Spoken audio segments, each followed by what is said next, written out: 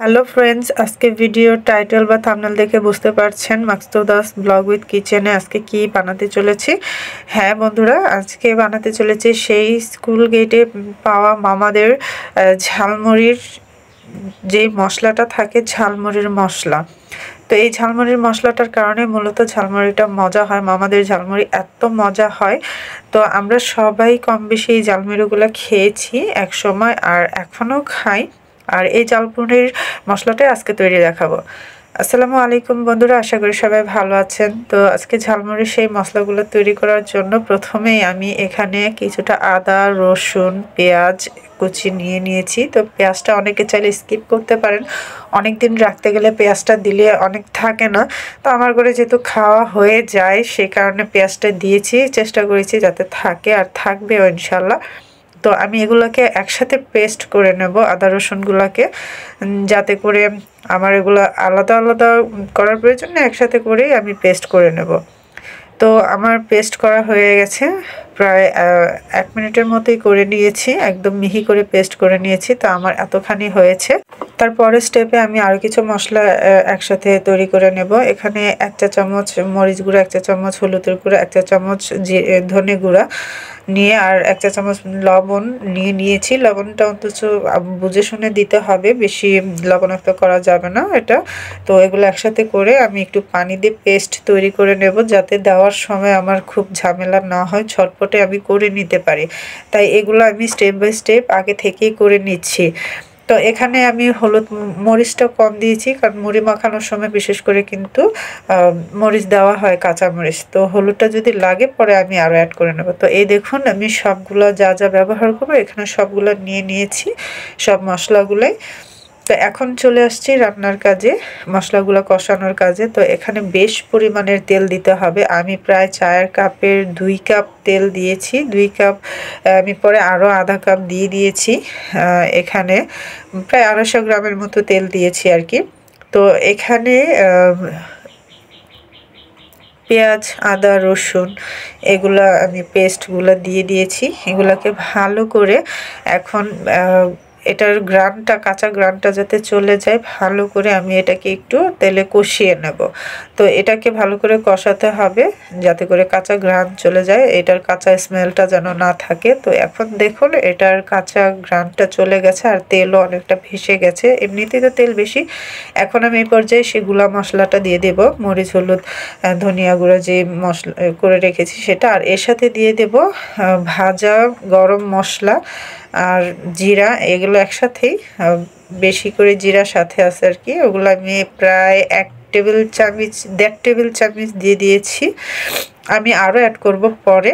তো এখন এগুলোকে ভালো করে কষাচ্ছি। এগুলো ভালো করে ভাজা ভাজা হয়ে গেলে এর মধ্যে কিছুটা মশলাদানিটা ধুয়ে পানি দিয়ে দিলাম, কারণ এর মধ্যে একটু কষতে হবে, মশলার কাঁচা ফ্লেভারগুলো চলে যেতে হবে, না হলে মুড়িটা সম্পূর্ণ খেতে খারাপ লাগবে।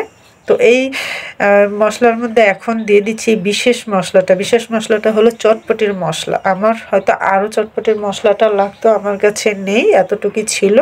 এটা কেনা চটপটির মশলা, ঘরে তৈরি না। আপনারা চাইলে ঘরে তৈরি চটপটির মশলাটাও করে নিতে পারেন, সেটাও ব্যবহার করতে পারেন। তো আমার এটা প্যাকেটেড মশলা ছিল, এই মশলাটা আরও লাগতো, তো আমার কাছে নেই, আমি এতটুকুই দিয়েছি। মূলত এই চটপটির মশলাটার কারণেই এই ঝালমুড়ির সুন্দর একটা ফ্লেভার, গ্রানটা আসে।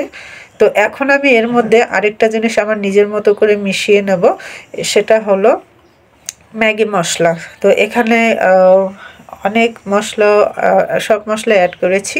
তো এই ম্যাগি মশলা আমি এখানে একটা দিয়েছি, আর অফ ক্যামেরায় আমার খেয়াল ছিল না দেখাতে, তো সেখানে আমি এখানে হাফ চামচের থেকেও কম আমি এখানে টেস্টিং সল্ট দিয়ে দিয়েছি। আমাদের ঝালমুড়ির এই মশলাটাতে টেস্টিং সল্ট থাকে, তো আমি যেহেতু খেয়াল ছিল না দেখাতে, আপনারা সামান্য করে দিয়ে দেবেন। তো এখন আমি বাদ বাকি জিরা আর গরম মশলা গুঁড়োটুকু দিয়ে দিয়েছি। গরম মশলা এখানে জিরাটাই বেশি, কারণ জিরার ফ্লেভারটা বেশি প্রয়োজন। জিরাটা প্রায় 2 টেবিল চামচের বেশি, আর গরম মশলাটা হইল 1 টেবিল চামচ। তো এখন এগুলো সম্পূর্ণ দিয়ে আমি নাড়াচাড়া করছি, আর এর মধ্যে আরও আমি 1 টেবিল চামচ হলুদ ব্যবহার করেছি, যেটা দেখানো হয়নি, কারণ হলুদটা আমার কাছে একটু কম মনে হয়েছে। যেহেতু এটা অল্প মশলা দিয়ে মুড়িটা মুড়িটা বানানো হয়, তো হলুদ হতে হবে। মামাদের মুড়িটা কিন্তু বানালে বেশ হলুদ হয়। তো আমি আরও দিয়ে দিয়েছি। তো এই দেখুন এই পর্যায়ে এরকম হচ্ছে, এটাকে কষাতে হবে। আমি ঢাকা দিয়ে প্রায় 5 মিনিটের মতো কষিয়েছি। তো 5 মিনিট পর আবার তুলে একটু নেড়ে চেড়ে দিচ্ছি, কারণ এটা যাতে তলানিতে না লেগে যায়। যদি লেগে যায় এটা পোড়া পোড়া একটা গন্ধ আসবে, তখন কিন্তু একদম ফ্লেভারটা ভালো থাকবে না, মশলার গ্রানটাও একটা বাজে টেস্ট আসবে বা গ্রান আসবে। তো দেখুন এটাকে আমি বারবার নেড়ে চেড়ে এটাকে ভালো করে কষিয়ে নিচ্ছি। আর কষাতে হবে, আমি মিডিয়াম আঁচে কষাচ্ছি, খুব বেশিও না খুব কমও না। তো এটাকে যখন হয়ে যাবে এরকম দানা দানায় পরিণত হয়ে যাবে, হালকা হালকা একটু দানা দানা হয়ে যাবে, আর তেলগুলো আস্তে আস্তে তলে ডুবে যেতে থাকবে। তো আমারটা প্রায় হয়ে এসেছে। আমি নামিয়ে ঠান্ডা করে একটা ভালো শুকনো কন্টেনারে ভরে নিয়েছি। দেখুন কত সুন্দর দেখা যাচ্ছে, ঠান্ডা করে আমি ভরেছি। তেলগুলো উপরে বেশি আসছে, একদম মামারা যে মুড়িগুলো বানায় সেই মশলার মতোই ফ্লেভার, গ্রান এবং স্বাদ ওরকমই ছিল। তা আমি আমার মতো করে শুধু ম্যাগি মশলাটা অ্যাড করেছি, আপনারা চাইলে স্কিপ করতে পারেন বা ব্যবহারও করতে পারেন। আমি আমার মতো করে তৈরি করেছি।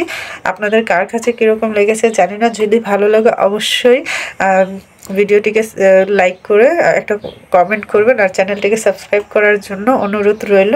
মামাদের কাছ থেকে 10 টাকা 20 টাকা ঝালমুড়ি খেলে মন ভরে না, তাই ঘরে এরকম মশলা বানিয়ে অনেক অনেক করে বানিয়ে খেতে পারেন সবাই, পুরো ফ্যামিলি মিলে। আর এটা দীর্ঘদিন সংরক্ষণ করা যাবে, নর্মাল ফ্রিজ ছাড়া এমনিতেই টেবিলের উপর থাকবে প্রায় মাসখানিকের মতো। যেহেতু এটার মধ্যে পানি এক ফোঁটাও নেই, একদম ভাজা ভাজা হয়ে গেছে। দেখতে কতটা সুন্দর লাগছে নিশ্চয়ই দেখতে পাচ্ছেন। তো এই ছিল আজকের আমার এই ঝালমুড়ি মশলার রেসিপি। আশা করি আপনাদের ভালো লেগেছে। তা আগামী কোনো নতুন ভিডিও নিয়ে আবারও চলে আসবো। ততক্ষণ ভালো থাকবেন, সুস্থ থাকবেন। আল্লাহ হাফেজ, আসসালামু আলাইকুম।